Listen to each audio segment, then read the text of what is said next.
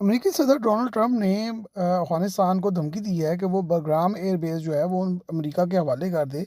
Otherwise जो है कि मामलात बड़े ख़राब हो जाएंगे, वो उसे हमला करके वापस ले लेंगे। और धमकी दी है कि अमेरिका को ये एयर बेस वापस ना किया गया तो मामलात जो हैं बड़े ख़राब हो जाएंगे और कुछ भी बैड थिंग्स हैपनिंग हो सकती है। बग्राम एयर बेस को रूस ने 1950 में बनाया था। 1959 में अफगान वज़ीर आज़म दाऊद खान अमेरिका के सरकारी दौरे पे गए थे, जिसके जवाब में अमेरिकी सदर आइजनहावर ने अफगानिस्तान का दौरा किया था, तो उन्होंने बग्राम एयर बेस पर ही लैंड किया था। ये एयर बेस काबुल के शुमाल में महज 60 किलोमीटर के फासले पर वाक़ है। 27 समुंदर से 1488 मीटर बुलंद है और ये एयर बेस सोवियत यूनियन के दौर के कब्ज़े के दौर में अफ़गानिस्तान में काफ़ी जो है वो हथियारों को हैंडल करता रहा है और वसी पैमाने पर यहाँ पर कार्रवाइयाँ होती रही हैं। पाकिस्तान से इस एयर बेस का फासला है तकरीबन 400 किलोमीटर है ज़मीन के रास्ते से। तालिबान इस एयर बेस पर रूस की वापसी के बाद काबज़ नहीं थे और शमाली जहाज़ के बाद इस एयर बेस का कंट्रोल था, जो तालिबान पर यहीं से हमले करते थे। 9/11 के वाक़े बाद बरतानिया की स्पेशल फोर्सेस ने पैराशूट के ज़रिए ऑपरेशन कर इस एयर बेस पर कब्ज़ा किया था और 2001 में अमेरिकी स्पेशल फोर्सेस भी यहाँ पे उतारी गई थी और पैरा ट्रूपर्स और कमांडोज ने यहाँ पर आकर अमेरिकियों ने कब्ज़ा कर लिया था। उनकी तादाद बड़ी जल्दी ही 400 के करीब हो गई थी। यहाँ पे रनवेज़ को बेहतर बनाया गया, बारूदी सुरंगें जो हैं वो ख़त्म की गई और भी इसके इंतज़ामात को काफ़ी बेहतर बनाया गया।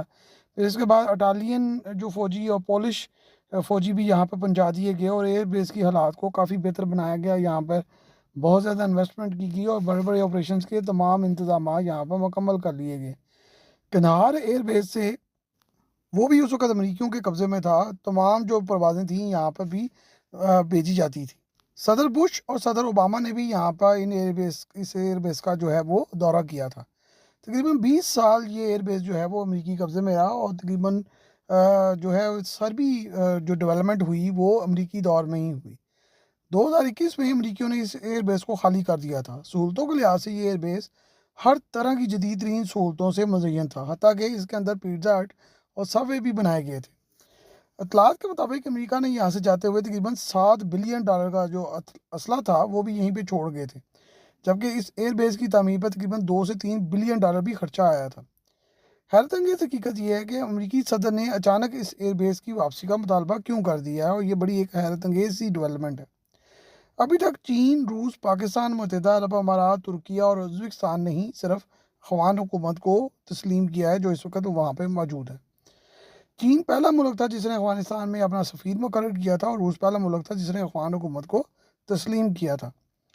सूरत हाल में तब्दीली बहुत तेज़ी से होने जा रही है। अमेरिका को स्ट्रेटिजिकली जो है ये इस इलाके का बहुत ज़्यादा जो है वो ज़रूरत पेश आ गई है, क्योंकि भारत का जो फ़ायदा उन्होंने उठाना था वो उठा लिया है और अपनी कैलकुलेशन की गलती को अब वो दुरुस्त करने जा रहे हैं।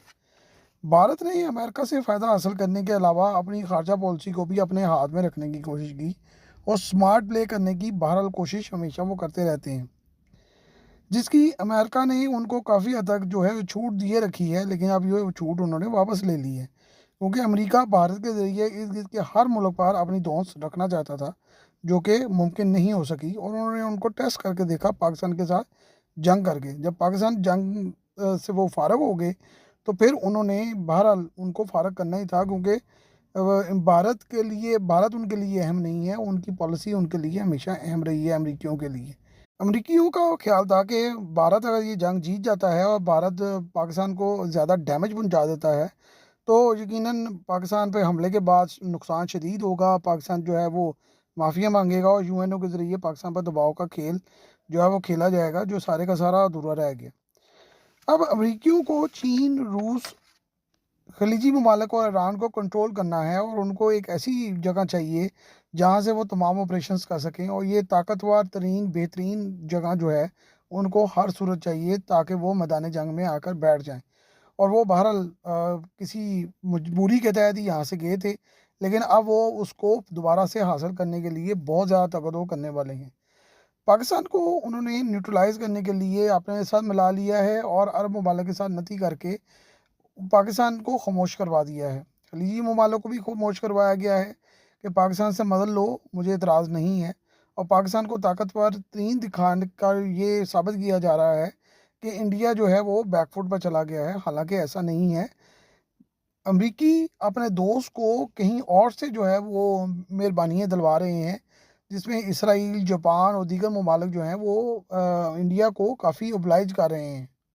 لہٰذا یہ نہیں سمجھنا چاہیے کہ امریکہ نے بھارت کو مکمل طور پر فارغ کر دیا ہے، بلکہ یہ اب جو فیور ہے وہ بیک گراؤنڈ پہ چلی گئی ہے اور اس کا طریقہ کار تھوڑا سا مختلف کیا گیا ہے۔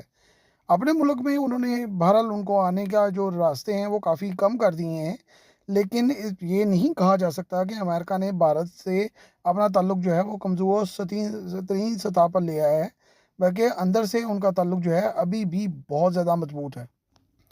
ایران، پاکستان اور خلیج کے سر پر آن کا بیٹھنا امریکہ کے پاس واحد حل ہے۔ ٹرمپ اگر قطر جیسے ملک پر حملے میں خاموش تماشائی بنا رہا ہے تو وہ کسی بھی ملک کی مدد کو کیوں آئے گا؟ اگلے چند ماہ میں امریکی بگرام ایئر بیس پر آپ کو امریکی برانجمان نظر آئیں گے، جو ایک بہت بڑی نئی جنگ کا آغاز ہوگی، اور یہ حالات کس طرف جاتے ہیں اس کے بارے میں کوئی کچھ نہیں کہہ سکتا۔ جس سے سب سے زیادہ جو خطرہ ہے وہ ایران اور پاکستان کو ہے۔